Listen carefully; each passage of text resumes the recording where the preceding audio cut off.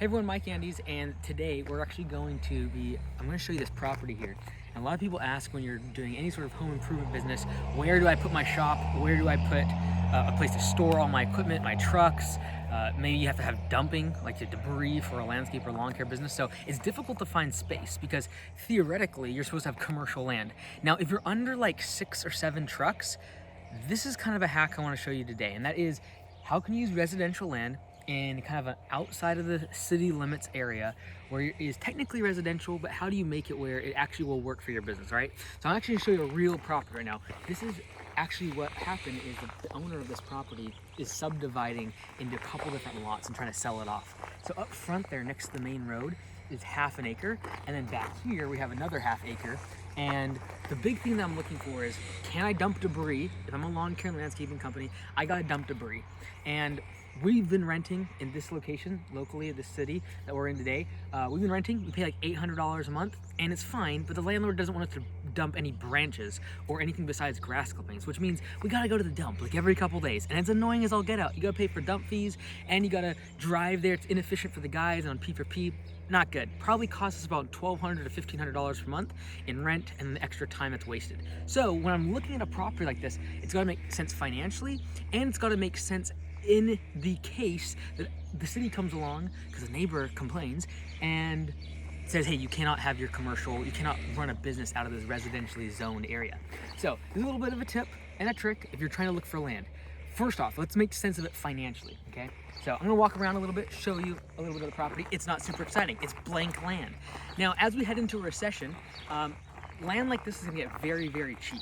And so I'm really trying to hold off on buying this because I don't want to buy it right now. I want to buy it when it is half this price. So they're wanting $189,000 per half acre. Guess what? They're not gonna get it. So I offered half of that. They probably won't accept. But that's what it's gonna become over the next 6 to 12 months, in my opinion. Land like this is the thing that drops the fastest in value because no bank will wanna touch blank land. You can't get a loan for blank land, almost never. Almost all the time, if you want a loan for blank land, you need a construction loan because the bank only wants to lend against the land if you're gonna build an actual structure on it, because then that's what actually has some value for them to be able to, foreclose and actually get some value out of it. So no one wants to just get blank land. You can't get a loan for it. So if you can come in with cash when everyone else is dropping their prices on land, you can get a good deal. So first step, when it comes to financials, wait until a good recession because you can get land for dirt cheap because no one wants to lend against it. So if you have cash set aside for that, that's a good opportunity. Now, the alternative to buying land like this is that you go get a shop space, you rent some land. That's ideal, that's cool, but then you can't like invest into the land itself. You can't put the gravel where you want. You can't, make it your own. You can't put up fences because you don't want to put a bunch of money and sink into a property that you're not going to be at for very long. Or you could potentially do like a storage facility or like a storage unit, even if it's a nice big one, like say 12 feet by 40 feet. That's great. But now you're looking at $1,000, $1,500. Rent's going to keep going up and up. And again, that money every single month is kind of getting flushed down the toilet. I'd rather put it into something that I can keep for the long run. So from a financial standpoint, this is the math that I'm running. Let me show you this. I'll walk back over here. I can tell they've been doing some inspections on the wetlands here because they've got these dig sites kind of throughout the whole property. When I'm looking for land as a landscaper, what I'm really looking for is, can I dump debris and not bother the neighbors? Because the last thing you want to do is get reported. And so what I'm looking for is, could I build some fences and could I dump back there, right? So there's a really good spot. Also, look, they're already dumping up front here. They're already dumping all the stuff from when they cleared the site. So a good indication is like, hey, I could dump there. It's not visible from the road, it's not visible from the neighbors, and so I could potentially get away with it. As long as I manage it well, I make sure there's not invasive species, I turn the debris, I make sure it doesn't smell, all that good stuff. I want to be a good neighbor, and I don't want people to complain. I try to make very good friends with my neighbors so they don't report me, because that's usually what happens when you get in trouble. But also, I'm looking around, okay? Over there, we got a shop. Nice big shop, okay? Over on this side, these neighbors, they got an excavator and they got a tractor. These other neighbors don't have like a super high flutin' tootin' neighbor backyard thing. They got planting and gardening and a tractor and a bunch of farm animals. Behind this thing, there's another house, but guess what? they're already using this for dumping. There's a whole bunch of debris on the other side they're using for their grass clippings and all the rest of it. So this could work, all right? We're not in a really, really nice part of town. It's residential, but it's a ½ acre, plenty of space. We're gonna have we only have 7 trucks. So we can easily have that as our dump site, have our storage containers, because we don't need an office. Command center takes all the phone calls, does all the emails, takes all care of the admin stuff, and we don't even have a GM that goes into the estimates all day. We do them all over the phone. So all I really need is a place to park my trucks, and a place to dump my debris, and a place to put these storage containers, which are the shipping containers, and I can put them on both sides here. It can be security. I'll put a fence around the ½ acre. I'll level this out and put gravel. So all in, I'm looking at this, all right? I'm looking at probably $15,000 to bring a bulldozer in here, strip this off, and put gravel down. Probably looking at another $15,000 to put a nice wooden fence, 6 or 7 feet tall, around this whole thing. And then I can park my trucks, I can have a dump site, and have plenty of storage space. And now this is the part that's really cool. So from a financial standpoint, this is how I make sense of it.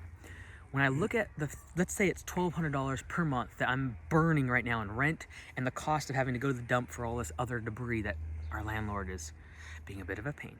So $1,200 per month. If I multiply that by 12, that is about, let's just say, $14,000 over the course of the year that I'm paying in rent and the cost of being at another facility.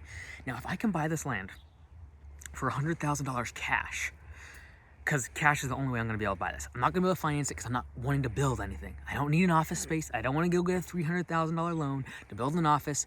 I'll have command center take the calls, and I'll deal with that as a variable expense instead of fixed expense. I don't want to get in the real estate game with my business. I just want a place to park my trucks. So how I can make sense of this is $14,000 per year. Let's check this out real quick, though. This is what I can tell that we've been digging. We've been digging here to check on the wetlands. So you can see this big hole. There's 10 of them throughout the property. So this property is already ready for a septic tank because it's not on city water, which is a good thing when you're looking for land for your commercial space. So $14,000 a year. Now, if I put $100,000 in cash on this property, am I able to get it for $100,000? Can negotiate somehow with them. If I can do that, that would imply a 14% ROI on that $100,000. $100,000 down, I save $14,000 per year. That's a 14% return. Now I'm gonna need to put about 30 grand into getting this place ready if I get site prep and a fence. That means I'm 130 in, okay? So let's just say about a 10% return on my money. If I spend $130,000 on this and I get about $14,000 per year in savings. So 10% on your money, not bad, not bad. Better than inflation right now, so far. So now that's the financial side. That's how I make sense of the financial side. The next side of it is what happens, don't tell anyone, right? What happens if the neighbors do report me and they say, hey, he's running out of business out of a residentially zoned area. That is so bad. Now I'm gonna be a good neighbor. I'm gonna make this place look pristine and beautiful. It's gonna look 10 times better than this. I can promise you that. But it can happen. People will report you for running your business out of a residentially zoned area. So I've done all my investigative work of hopefully mitigating that and not making that happen. I'm gonna take cookies to them. I'm gonna be a nice neighbor. I'm gonna mow their lawn for free. I'm gonna do something nice. Maybe pressure wash that building. Anyways, I'm gonna do that first, but then I'm also going to make sure that in the case of the city shutting me down because I'm using this for commercial purposes, that it can still work financially. And so what I'm going to do is, let's say I put $100,000 on this property in cash. They come along and say, hey, can't do that. So what I'm making sure to protect my downside is I'm making sure this property without having this as a commercial space would still work as a rental property. Say, well, there's nothing to rent. You're right. But if I put $100,000 into this land and then I go get a construction loan and I say, look, I'm gonna build a $400,000 building, and guess what? This already has electric in the road. I do have to do a septic tank, but it's rated and zoned for a residential dwelling and an ADU, an accessory dwelling unit, which means I get 2 units here and I can rent out both of them. And I could probably produce about $3,500 to $4,000 per month in rental income, which would easily cover the mortgage on a $500,000 construction loan. And so this is the cool thing. If you know that, if you already know that this land is ready to be built on, it has electric, everything is good to go, here's the deal. If they come along and say, hey, look, you can't do your commercial stuff anymore, I know that it is ready to have 2 rental units, and I know I could go get construction loans, let's say $500,000. I already put $100,000 into the deal. That's my 20% down. I could literally go to a bank and be like, hey, I want a $500,000 construction loan. They're like, great, you're gonna have to put 20% down. I'm like, boom, I have $100,000 in equity, the land's paid for. And I could literally get a building project started the next day, getting that construction loan on the $400,000 that I need because I have 100,000, 20% in equity on the deal already. So worst case scenario is they report me. Hopefully I can get a few years out of it. Worst case scenario, they report me and I do that. Get a rental two rental units out of this. Again, $3,500 to $4,000 is easily what I could get out of this property in terms of rental income. My mortgage on that would be about $2,500, so I'd be just fine. So make sure if you buy the land, you protect your downside risk. And the downside risk of using this as commercial is that someone comes along and says you can't use it anymore. That's fine, that's totally fine. Now, best case scenario is I don't need half an acre. So theoretically, if everything goes smoothly for a year and a half, I'd probably build a property with an accessory dwelling unit, get the rental income, and still be able to operate out of this just fine. Because I don't need the whole half acre. If I'm just parking trucks, I don't have an office, I don't have any interior computers and stuff. I don't even need to bring electricity in here. I'm gonna use an outhouse to be able to, go to the toilet. And that's how we operate. Very, very lean. It's a good return on my investment if I'm able to stay here and not pay rent. And it's also protecting my downside, so if I do get reported because I'm in a residential area, I can still make good money on this property by turning it into a rental income and rental property. So hope that was helpful. If you're looking for land, don't think that you need to go get land if you have 1 or 2 trucks. You don't. Focus on building the business. When you start buying land, you're getting a completely different business, and that is real estate. It's a completely different business. It's a completely different metric. And if I'm looking at 10% return, guess what? If you have $10,000, much better if you go spend that on your business and scale that up, because you get a whole lot more than 10% return on your investment investing in your business.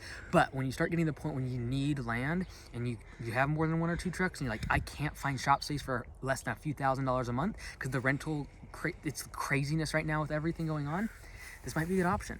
Make sure you're on the city limits. Right behind here is a bunch of farms. I got tractors and trailers. I got big shop. I got people already dumping behind me. This could work. Just a thought. Hope it helps. See you tomorrow.